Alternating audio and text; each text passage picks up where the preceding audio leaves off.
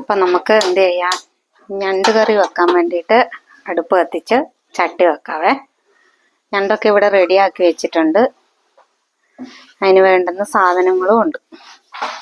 Ingredients എന്തൊക്കെയാണ് ingredients വരുന്നത്? സവോള, പച്ചമുളക്, കറിവേപ്പില, ഇഞ്ചി വെളുത്തുള്ളി പേസ്റ്റ്, തക്കാളി.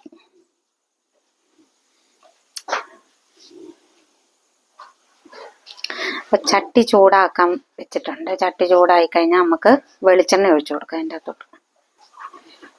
അപ്പം ചട്ടി ചൂടായിട്ടുണ്ട്, എണ്ണ ഒഴിച്ചു കൊടുക്കാം കേട്ടോ. വെളിച്ചെണ്ണയാണേ.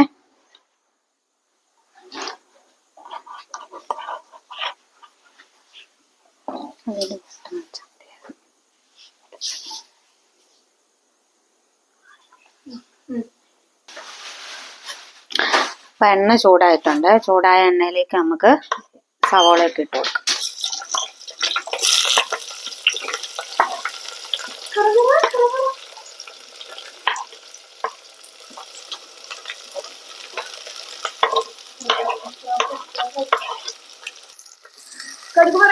അപ്പം നമ്മൾ ചൂടായ എണ്ണയിലേക്ക് സവോള, പച്ചമുളക്, കറിവേപ്പിലയൊക്കെ ഇട്ടിട്ടുണ്ട്.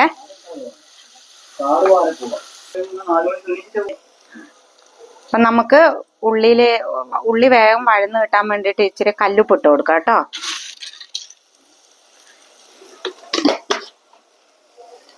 ഉപ്പൊക്കെ ഓരോരുത്തരുടെ കൈപ്പാങ്ങാണ്.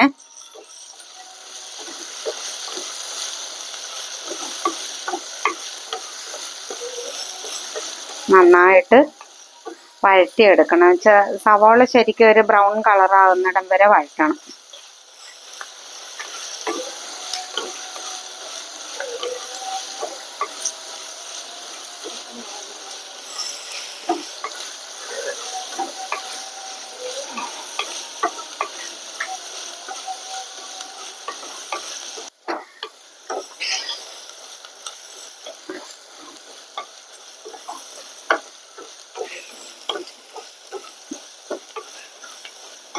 ഉള്ളി നന്നായിട്ട് വഴന്ന് വരുന്നുണ്ട്, കളറ് മാറി വരുന്നുണ്ട്.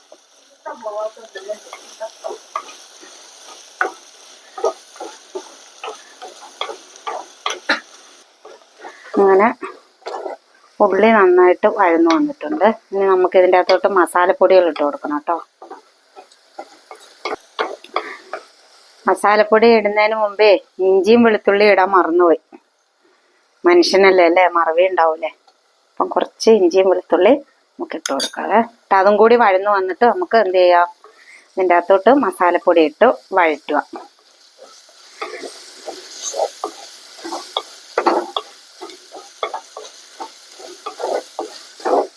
എല്ലാം അപ്പം നമ്മൾ മാറ്റി മാറ്റി ചെയ്യണം. അല്ലാണ്ട് അത് മറന്നുപോയി എന്ന് പറഞ്ഞിട്ട് നോക്കിയിരിക്കരുത്.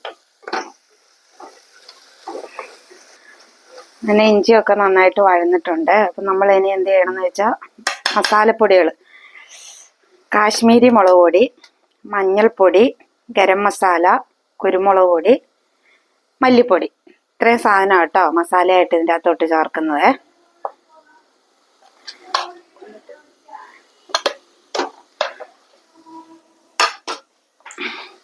ഈ മസാലപ്പൊടിയും കൂടി ഇട്ടിട്ട് നമ്മൾ നന്നായിട്ട് ഇത് വഴറ്റിയെടുക്കുക. മസാല മൂത്ത് വരണം.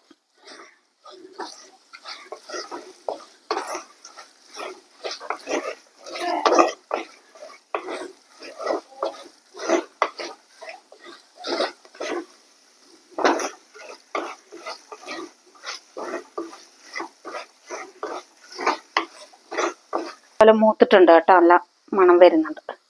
നമുക്ക് ഇതിൻ്റെ അകത്തോട്ട് 2 തക്കാളിയെ അതും കൂടി കട്ട് ചെയ്തിട്ട് കൊടുക്കാം.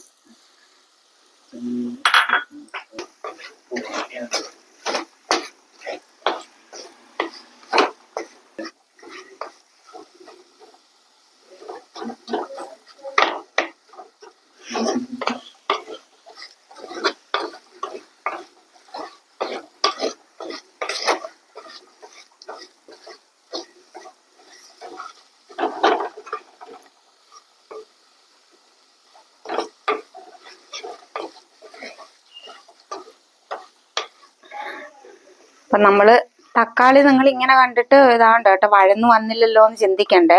ഇത് ഉടയാത്തത് നമ്മള് ഞണ്ട് വെന്ത് വരുമ്പോഴത്തേനും തക്കാളി നന്നായിട്ട് വെന്തടിഞ്ഞിട്ടുണ്ടാവും. മസാലയൊക്കെ നല്ല എണ്ണ തെളിഞ്ഞു വരുന്നതാണ്ടോ.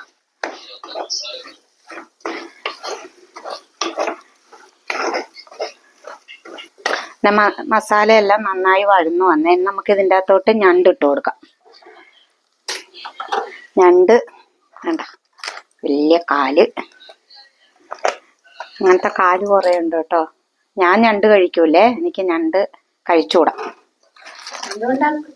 ഹെൽത്തിന് പറ്റൂല, അലർജി ഉണ്ട്.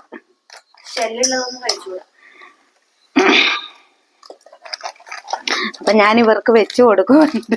ഞാന് നോക്കിയിരിക്കും.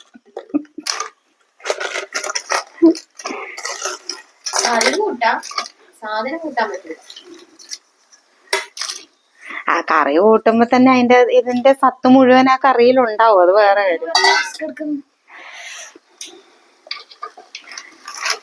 നമ്മളിത് ഇട്ടിട്ട് നന്നായിട്ട് അങ്ങോട്ട് ഇളക്കുക.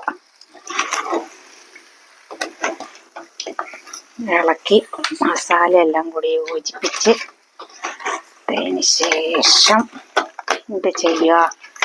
നമ്മുടെ ഇത് വേകാൻ ആവശ്യത്തിനുള്ള വെള്ളം ഒഴിച്ച് ഉപ്പൊക്കെ കറക്റ്റ് ആണോ എന്ന് നോക്കി മൂടി വെച്ചിട്ട് വേവിച്ചെടുക്കാം കേട്ടോ. നല്ല ചൂട് ഞണ്ട് കറി, അരിപ്പത്തിരി, അങ്ങനെ ഉണ്ടാവും. നല്ല കോമ്പിനേഷൻ അല്ലേ?